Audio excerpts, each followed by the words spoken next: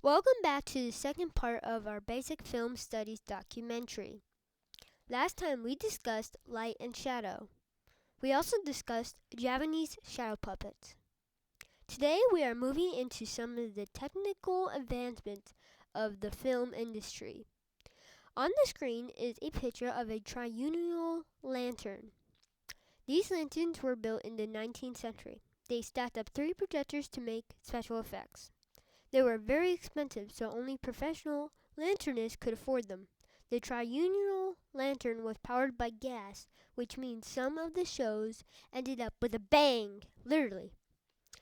For the first time, a projector had a lens that could be shut or opened, which gave the appearance that something disappeared. This was an early special effect. The lens also made transitions from daytime to nighttime possible. Inside each door was a flame of lightless gas. This made a bright white light called limelight. You're probably familiar with the term limelight, which probably makes you think of this stardom or being in the public eye.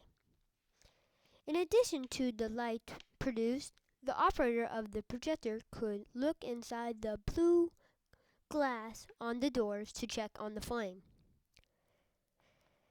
Tahigora could be early 3D. Instant Robert from Belgium shot his audiences in 1890 with a special effect that made images of demons look like they were moving towards you.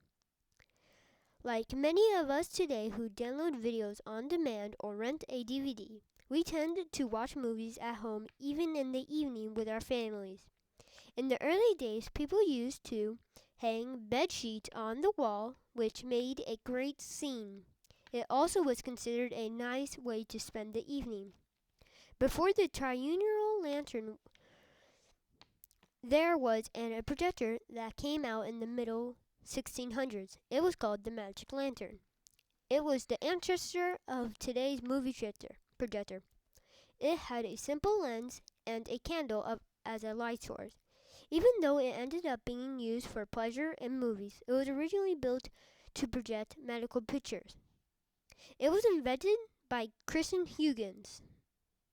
The magic lantern rose to its height in the 19th century when they switched to the gas to create a brighter image. They also installed extra lenses which made it look like the pictures were fading in and out of the screen.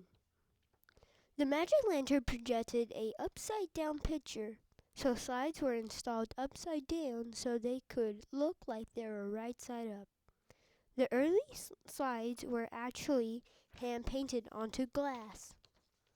Thank you for tuning in to this week's episode of Basic Film Studies. Next week, we will be exploring the illusion of movement. Thank you for tuning in. See you next week.